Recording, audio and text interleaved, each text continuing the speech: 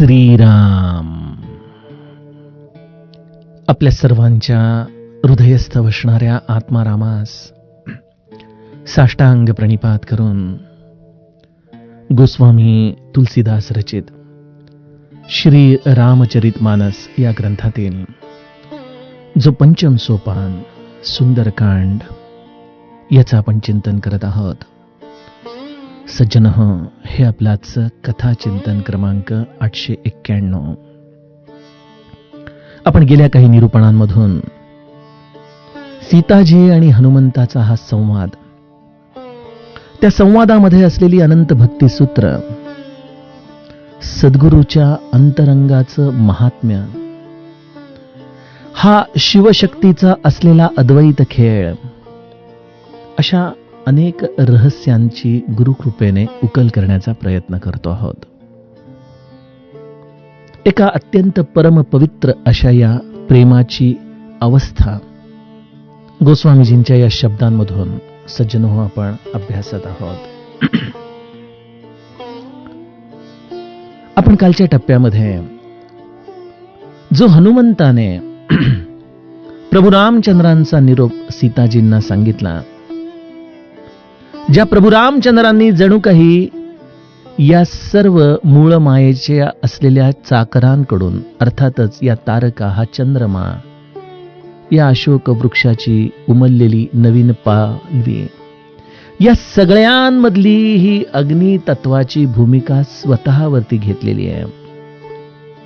सीतेशिवाय असलेल्या या विरहामध्ये प्रभू रामचंद्रांचं मन कशा पद्धतीने होरपळतंय आणि त्याची ही संवेदना जी अत्यंत अचूक शब्दांमध्ये हनुमंत रूपी हे तत्व भक्तिरूपिणी सीताजींना प्रतिपादित करतंय. सज्जनो, या कथाभागाचं आपण कालच्या टप्प्यामध्ये चिंतन बघितलं. प्रभू रामचंद्रांनी आपल्या अंतरंगाची अवस्था हनुमंताच्या आधाराने सीताजींच्या पर्यंत पोहोचवलेली आहे. आणि त्यामुळेच मी हनुमंत तत्वाला, अर्थातच या नाम तत्वाला, अगुण सगुण बिच नाम सुसाखी उभय प्रबोधक चतुर दुभाषी, नाम आपल्या अंतरंगामध्ये या संवेदनेची जागृती करतं. दुसऱ्याच्या अंतःकरणाचा वेध घेता येणं, हेच भगवंताच्या नामाच्या आधाराने आम्हाला खरं तर साध्य करायचंय.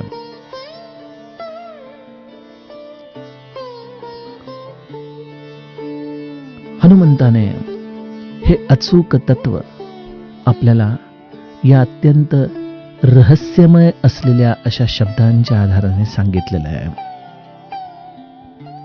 प्रभू रामचंद्र आपल्या हा अंतरंगीचा भाव जो हनुमंताच्या आधाराने व्यक्त करतायत, त्याच्या अंतिम टप्प्यामध्ये, जो काल आपण वेळेअभावी चिंतनाला घेऊ शकलो नाही, तो प्रभू रामचंद्रांचा निरोप, आणि त्यामध्ये प्रभू रामचंद्र सीताजींच्या जवळ आपल्या मनातली एक व्यथा सांगतायत.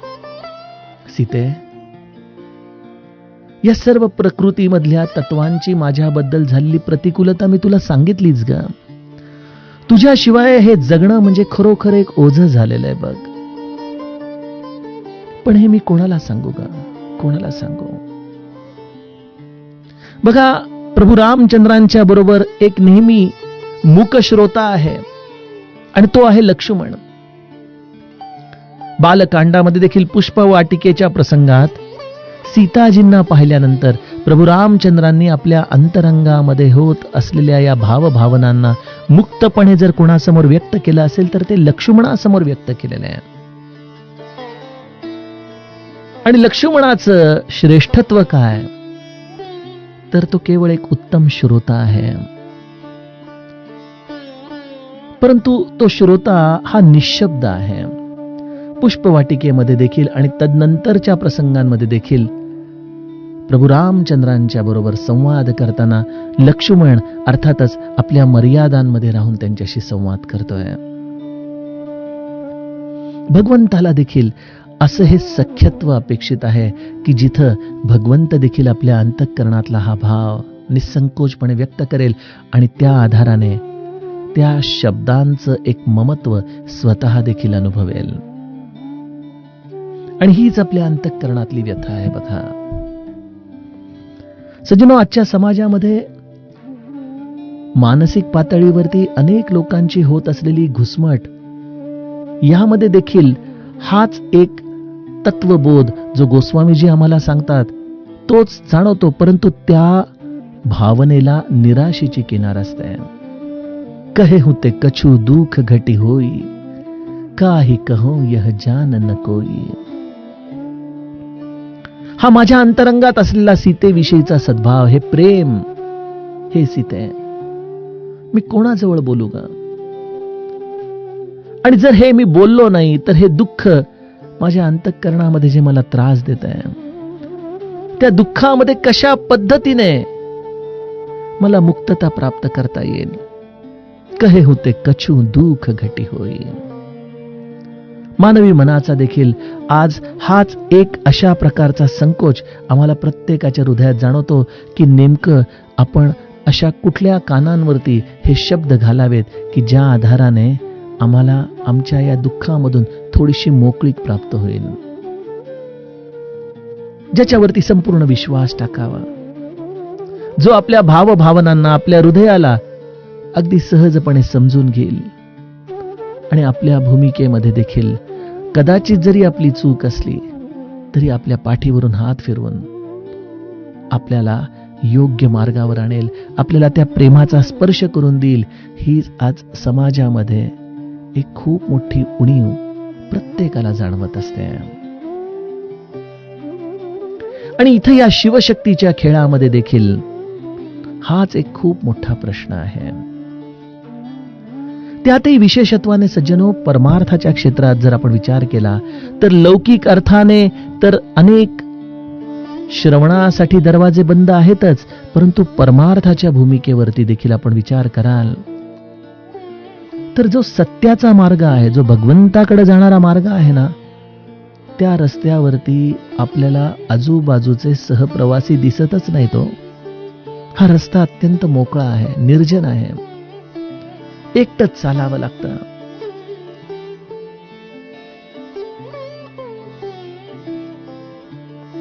इथं तर तो हा परमात्मा एकटाच एक, त्याच्याकडे जाणारा रस्ता देखील मोकळा, तर ते ध्येय किती एकांतामध्ये असेल.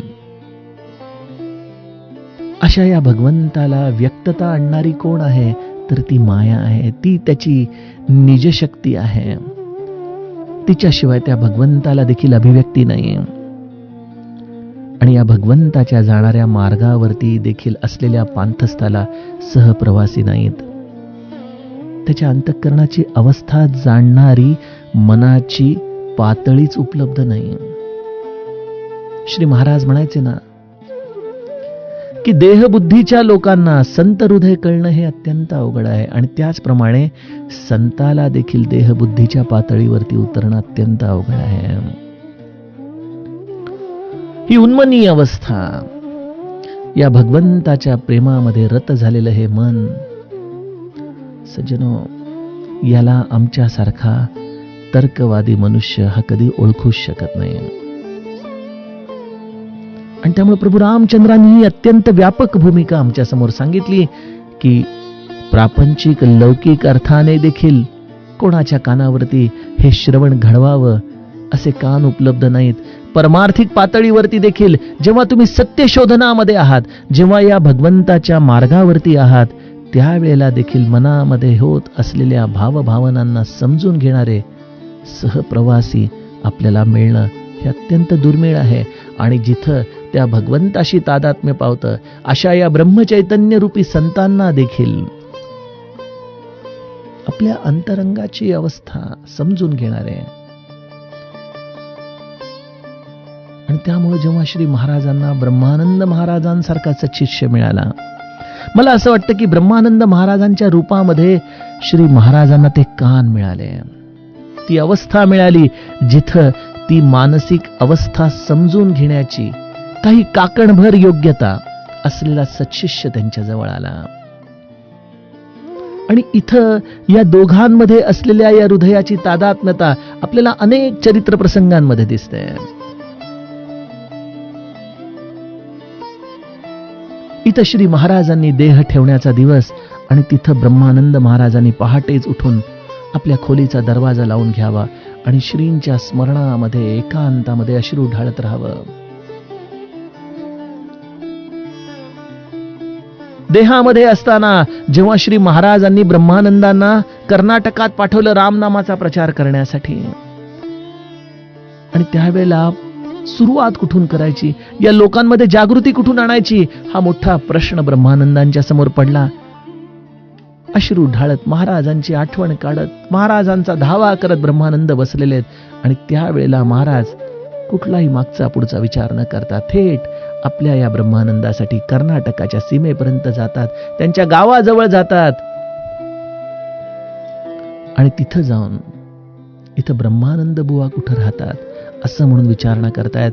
ब्रह्मानंदांच्या कानावरती जाते महाराज आलेत. त्या सरशी दगड गोट्यांमध्ये ठेचकाळत, काट्यांमध्ये पाय रुतत असताना देखील श्री महाराजांच्या चरणांवरती ते धावत जात आहेत. काय प्रेम आहे! ही अव्यक्त अवस्था आहे बघा सज्जनो. धन्य आहेत असे सद्गुरू आणि धन्य आहेत असे शिष्योत्तम, ज्यांना या अंतरीच्या कळा एकमेकांच्या थेटपणे शब्दे विणू संवादू या अर्थाने सांगता यायच्या. देहबुद्धीच्या माणसाला शब्दाच्या आधाराने सांगितलेलं दुःख देखील कळत नाही. इथं या प्रेमाची ही अवस्था कशी आहे की जिथं शब्दांचा आधार न घेता देखील संवाद होतो. परंतु हे असे कान कोण आहेत, कोणाला सांगायचं, कोण समजू शकेल ते?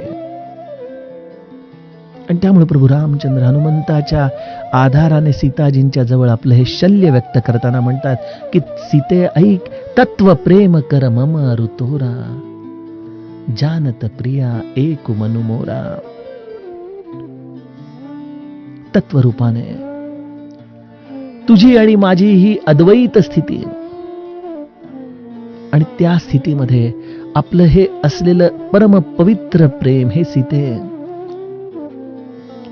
त्या प्रेमाचं वर्णन अनुर्वाच्य आहे. तिथं शब्द पोहोचू शकत नाहीत, तिथं कवी कल्पना पोहोचू शकत नाही, तिथं कुठल्याही लौकिक भावनेला जागा नाही. श्रीकृष्ण आणि राधाच्या प्रेमाची आपण व्याख्या देखील कुठल्या शब्दांमध्ये करू शकणार हो? एकदा राधाजी श्रीकृष्णाच्या स्मरणामध्ये त्याची रांगोळी रेखाटत बसल्या होत्या वृंदावनात. सखी राधेच्या या उत्तम रांगोळीकडे पाहतायत. सुंदर श्रीकृष्णाचं श्रीमुख राधाजींनी काढलं, त्यामध्ये रंग भरले. त्या निळा अशा रंगामध्ये तो श्रीकृष्ण जणू काही जिवंत होऊ लागला राधाजींसाठी. त्या सुंदर ओठांची ती अवस्था राधाजींनी आपल्या रांगोळीतून व्यक्त केली. हातामध्ये बासरी आली, गळ्यामध्ये वनमाळा आल्या. श्रीकृष्णाचा तो सुंदर देह साकारत साकारत हळूहळू ती रांगोळी चरणांच्या दिशेने येऊ लागली. आणि चरणांच्या पर्यंत येता येता चरण काढण्याच्या आधीच राधाजींनी रांगोळी थांबवली. सर्व सख्या वाट पाहत होत्या की कधी हे चित्र पूर्ण होईल, कधी ही रांगोळी पूर्ण होईल. बराच वेळ झाल्या, परंतु राधाजी श्रीकृष्णाचे चरण काढायला काही केल्या तयार होईनात. मग एका सखीने विचारलं, राधे, अरे श्रीकृष्णाचे चरण काढणं आपल्यासाठी तर ते सर्वस्व आहे. त्या श्यामा अरविंदाचे चरण. राधाजी काही बोलेनात, मौन आहेत, डोळ्यामध्ये अश्रू जमलेले आहेत. पुन्हा एकदा विचारला तेव्हा राधाजी म्हणाल्या, नाही, मी हे चरण काढू शकत नाही. न जाणे पुन्हा या रांगोळीतला हा कृष्ण देखील मला सोडून गेला तर मी कोणाला सांगू? सज्जनो, हे प्रेम आहे जे एखाद्या निर्जीव असलेल्या वस्तूला देखील सचेतन करू शकतं. आणि प्रेमाशिवाय सचेतन वस्तू देखील केवळ एखाद्या यंत्रासारखी घरांमध्ये अवतीभोवती फिरत राहते. बरं, प्रेमाशिवाय सर्व व्यर्थ आहे. मी तर म्हणेन की तुमच्या नामसाधनेची मोजदाद, तुमच्या सर्व करत असलेल्या तपस्येची मोजदाद तुम्ही तुमच्या आयुष्यात असलेल्या निखळ प्रेमाच्या आधाराने मोजा. आणि ते प्रेम आपल्या घरापासून सुरू करा. आपल्या घराचं गोकुळ करा. आपल्या हृदयाची राधा करा. भगवद्गीता आपल्याला स्पष्टपणे एकच बोध शिकवते की या सर्व विश्वामध्ये प्रत्येक अणुरेणूत मी सामावलेलो आहे. या भावनेने या विश्वाकडे पाहणारा साधू हा अत्यंत विरळ आहे. शिवशक्तीचं हे अद्वैत प्रेम म्हणजे काय, ज्याला ही दृष्टी निर्माण करता आली, जो आपल्या जीवनामध्ये समस्त भूतांच्या बरोबर अशा पद्धतीने व्यवहार करू शकला. तर अर्थात याला अशी कुठली नियमावली नाही, ही सहज अवस्था आहे. हे कर म्हणून सांगितलं की ते संपतं. हे उमलावं लागतं एखाद्या फुलासारखं अंतःकरणामधून सहजतेने. कारण की करण्यामध्ये देखील कर्तेपण आहे आणि ते कर्तेपण लटकच पडतं. बरं, तत्व प्रेम कर मम ऋतोरा जानत प्रिया एक मनुमोरा. प्रभू रामचंद्र म्हणतात की असं हे अद्वैत जे माझ्या अंतरंगामध्ये आहे, जे माझ्याच मनाला कळू शकतं. परंतु गंमत अशी आहे हे सीते, ते जे प्रेम माझ्या मनाला कळतं ते प्रेम माझं मन देखील व्यक्त करू शकत नाही ग.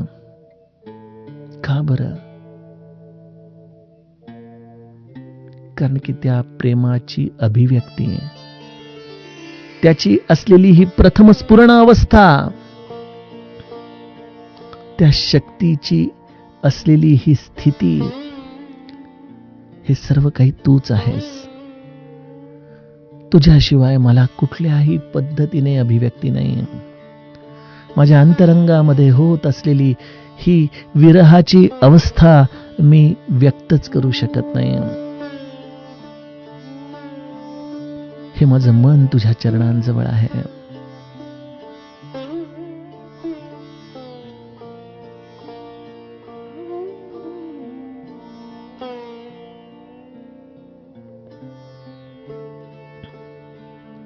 सो मनु सदा रहत तो ही पाही, जानु प्रीती रसु एतने ही माही. सजनो, आज बघा सगळ्या जगामध्ये 14 फेब्रुवारी व्हॅलेंटाईन डे. अनेक जीवांनी आज प्रेमाच्या आणाभाका घेतल्या असतील. ठीक आहे, ते चांगलं वाईट याबद्दल आपल्याला पडायचं नाही. परंतु प्रेमाचा सर्वोत्तम आविष्कार काय आहे? खरं व्हॅलेंटाईन तर आमच्या रामायणामध्ये आहे. बघा,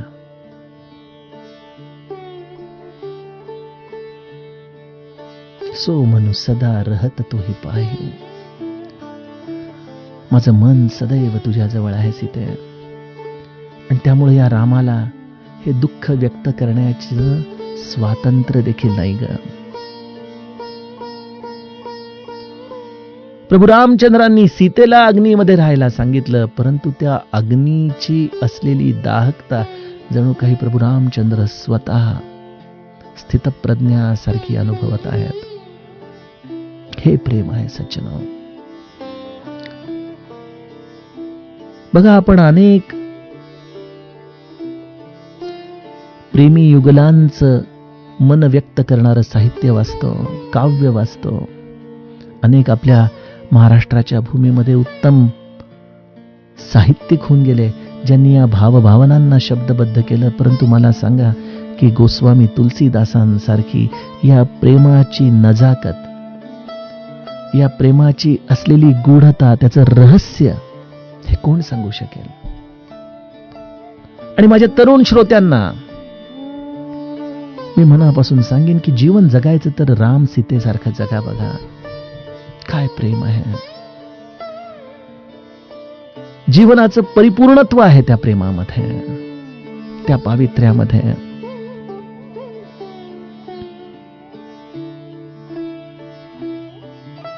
आणि जीवन जगण्यासाठी नेमकं या दोन जीवांना काय हवंय? कदाचित वनवासासारखी स्थिती असेल, कदाचित अयोध्येचा राजमहाल सोडून झाडा झुडपांखाली निद्रा करावी लागत असेल, परंतु जर प्रेम आपल्या जीवनामध्ये असेल ना, तर या सगळ्या गोष्टी अत्यंत सुसह्य होतात. आणि प्रेमाशिवाय मग वनवास असो की राजमहाल असो, सर्व गोष्टी देखील अत्यंत दुःखद होतात. आणि त्यामुळं जर आम्हाला खरं काही साध्य करायचं असेल तर हे निरपेक्ष अशा या प्रेमाची स्थिती, आणि त्यासाठी एकच मार्ग आहे, समर्पणाचा. आणि हे समर्पण होण्यासाठी मनाला खूप व्यापक करावं लागतं. आणि त्या मनाच्या व्यापकतेला जर कोणी आमच्या आयुष्यात उतरवत असेल तर ते नामस्मरण साधन आहे. अशी ही सुंदर शृंखला आहे बघा. त्या शृंखलेला आपण आपल्या हृदयामध्ये घट्ट धरावं आणि आपल्या अंतरंगामध्ये आम्ही प्रेममूर्ती होत. कोणीही यावं, कधीही यावं आणि आपल्या असलेल्या या शब्दांच्या आधाराने जीवन जगण्याचं प्रेरणा प्राप्त करावी, चेतना प्राप्त करावी. जणू काही श्री महाराज म्हणायचे त्याप्रमाणे, माझ्या गोंदवल्याला या, तुमची काळजीची गाठोडी माझ्याजवळ ठेवून जा. अशी अवस्था आपल्या घरातली झाली पाहिजे. असे हे कान जे प्रत्येकाच्या दुःखाला जाणून घेऊ शकतील. जरी त्या दुःखाचं उत्तर त्यांच्याजवळ नसलं तरी देखील सांगणाऱ्याला असं वाटेल की अरे, माझा खूप भार हलका झाला बरं. मला वाटतं ते करण्यासाठी कशाचीच गरज नाही आयुष्यामध्ये. गरज आहे केवळ एका विलक्षण प्रेमळ अशा स्थितीची. हेच या शिवशक्तीचं अद्वैत आहे. आणि प्रभू रामचंद्र तीच स्थिती हनुमंताच्या द्वारे सीताजींना सांगताना म्हणतायत की सो मनु सदा रहत तोही पाहे. आणि हेच प्रेमाचं असलेलं स्वरूप मला माहिती आहे. बस याच्या पलीकडे प्रेमाची व्याख्या नाही. माझ्या साऱ्या प्रेमाचं सार यामध्ये सामावलेलं आहे.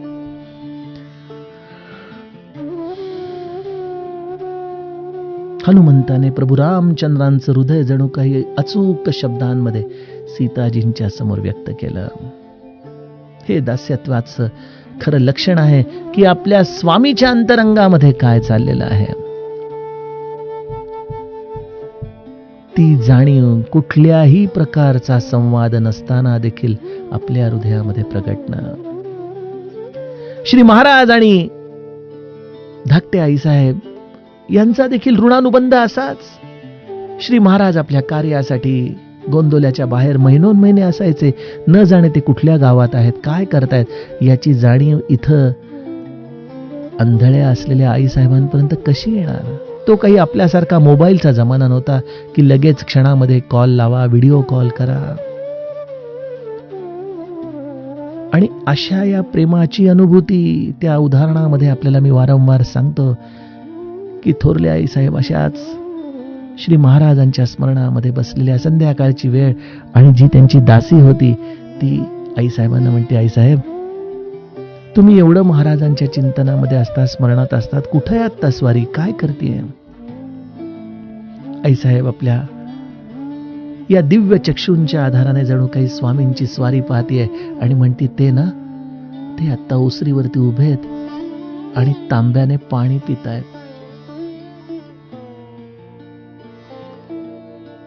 जणू काही हे दोन नेत्र त्यांनी श्री महाराजांच्या बरोबरच दिलेले आहेत. काही काळानंतर जेव्हा महाराज परत आले आणि त्या दासीने मुद्दामून खुबीने ती तारीख, वेळ सगळं काही लक्षात ठेवून श्री महाराजांना हा प्रश्न केला की असं तुम्ही त्यावेळेला काय करत होता हो श्री महाराज. आणि महाराज देखील हसून म्हणतायत, त्यावेळेला मी ओसरीवरती उभा राहून तांब्याने पाणी पित होतो. आणि हसून तिच्याकडे बघून म्हणतायत, आंधळीने सांगितलं ना तुला.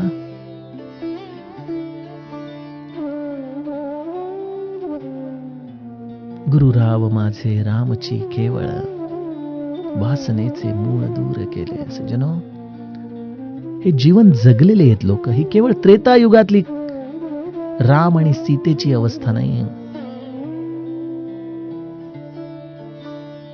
ज्यांनी ज्यांनी आपल्या मनाला राममय केलं त्यांच्या जीवनाची ही स्थिती आहे.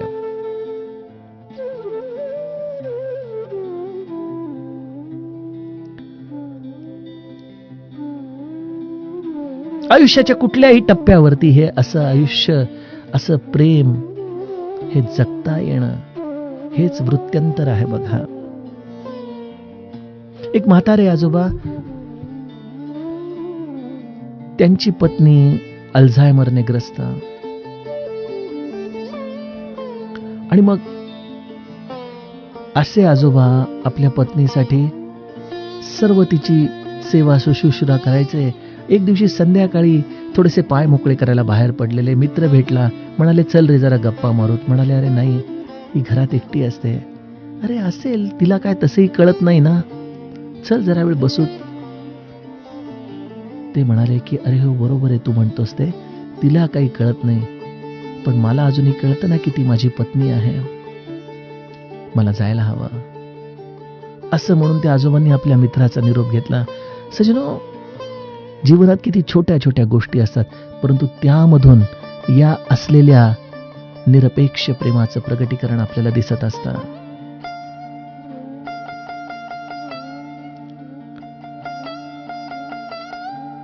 हनुमंताने सीताजींना अशा पद्धतीने प्रभू रामचंद्रांचं हृदय उलगडून सांगितलं, आणि लगेचच सीताजींची अवस्था अनुभवली. प्रभू रामचंद्रांच्या या शब्दांच्या आधाराने जणू काही सीताजींना एक स्वाभाविक समाधीचं सुख प्राप्त झालेलं आहे. ज्या सीताजी काही वेळापूर्वी अग्नीकडून आपल्या या देहाला संपुष्टात आणण्याची विनंती करत होत्या, त्याच सीताजी प्रेमाच्या या अमृतामध्ये आता न्हाऊन निघालेल्या आहेत. हे प्रेम आहे जे मनुष्याला जीवन जगण्याचं बळ देतं. प्रेमाशिवाय जीवन देखील जड होऊन जातं बघा सज्जनो. प्रभु संदेश सुनत बैदेही, मगन प्रेम तन सुधी नाही तेही. बघा, गोस्वामीजी शब्द देखील किती अचूक वापरत आहेत. बैदेही, जी खरं तर देहविरहितच आहे, परंतु जी स्वाभाविक समाधीमध्ये असताना देखील प्रभू रामचंद्रांच्या या प्रेम वचनांनी मगन प्रेम तन सुधी नाही तेही, या प्रेमरूपी समाधीमध्ये, या अमृत वर्षावामध्ये जणू काही सीताजी न्हाऊन निघालेले आहेत. प्रभू रामचंद्रांचं असलेलं हे प्रेम, त्याचे हे शब्द जे हनुमंताने आपल्या आईजवळ व्यक्त केलेले आहेत, डोळे मिटून घेतलेले आहेत. प्रभू रामचंद्रांचं ते सुंदर रूप, त्याची प्रसन्नता सीताजी आपल्या हृदयामध्ये अनुभवावू लागलेले आहेत. जे भक्तिरूपी कमळ अत्यंत हिरमुसलेलं होतं, त्या हिरमुसलेल्या कमळाला जणू काही प्रभू रामचंद्र रूपी स्मरणाचा सूर्य प्राप्त झाला, आणि एका प्रसन्नतेने हे सहस्राकार आता उमलू लागलेला आहे. हनुमंत आपल्या आईला सांगतो, आई बस, तुला मी एवढंच सांगतो, काही वेळाचा प्रश्न आहे. कह कपी हृदय धीर धरू माता. तू अशी मनाने अधीर होऊ नकोस, निराश होऊ नकोस. प्रभू रामचंद्र येतच आहेत, काही काळ फक्त धीर धर आई. प्रभू रामचंद्रांचं आपल्या दासावरती असलेल्या प्रेमाचा कधीच विसर पडू नको देऊस. सुमिरू राम सेवक सुखदाता. प्रभू रामचंद्रांची असलेलं हे दिव्यत्व जे तू अत्यंत जवळून अनुभवलेलं आहेस, त्या दिव्यत्वाचं स्मरण करत राहा. त्यावरती कधीही अविश्वास ठेवू नको. असा मनामध्ये देखील विचार आणू नकोस की अह नाथ मय निपट बिसारी, मला माझे स्वामी विसरून गेले. असं कधीही होणं शक्य नाही. ज्या प्रभू रामचंद्रांचं तुझ्यावरती तुझ्याही पेक्षा दुप्पट प्रेम आहे, असे प्रभू तुझ्यापासून एक क्षण देखील वेगळे होऊ शकत नाहीत. आई, मी तुला एवढंच सांगेन की माझ्या वचनांवरती विश्वास ठेव, आणि जो तुझ्या अंतरंगामध्ये हा जीवनाविषयीचा नैराश्यपणा आलेला आहे ना, जे तू स्वतःला सतत संपवण्याचा प्रयत्न करतेस, नाही, प्रभू रामचंद्रांच्या आधारावरती थांब. स्वामी आपल्या सेवकाची कधीच अवहेलना करणार नाहीत. नुपेक्षी कदा रामदासा अभिमानी. माझा राम कधीच आपल्या सेवकाच्या असलेल्या या अशा संकटापासून ते स्वतःला लांब ठेवू शकणार नाहीत. आई, मी तुला एवढंच सांगेन, निसिचर निकर पतंग सम रघुपती बाण कृसानु जननी हृदय धीर धरू जरे निसाचर जानू. राक्षसांचे हे समूह जरी खूप मोठ्या संख्येने असले ना, तरी आई हे सगळे किडे आहेत ग, छोटे छोटे पतंग्यासारखे आहेत ते. हा पतंग्या जसा अग्नीच्या भोवती घुटमळत राहतो आणि त्या अग्नीमध्येच त्याचं स्वतःच तो अस्तित्व नाहीसं करतो ना, त्याप्रमाणे हे सर्व राक्षस प्रभू रामचंद्र रूपी असलेल्या या बाणांचे पतंगे आहेत. प्रभू रामचंद्रांचे बाण हे प्रत्यक्ष अग्निरूप आहे. तुला अग्नीच हवाय ना, तो प्रभू रामचंद्र रूपांच्या या बाणांनी येतोय, पण तो तुझ्यासाठी येत नाहीये. तो अग्नी येतो या राक्षसांसाठी. आणि इथं स्वतः आता तू संपून घेण्याचा विचार करायचा नाही. बस नाही, यापुढे कधीच हा मनामध्ये विचार आणायचा नाही. अग्नी रूपाने प्रभू रामचंद्रांचे बाण येतील आणि या समस्त राक्षस रूपी पतंग्यांचा निपात करून टाकतील. हृदयामध्ये थोडा काळ धैर्य धारण करा. येईल थोडा काळ धैर्य धारण कर.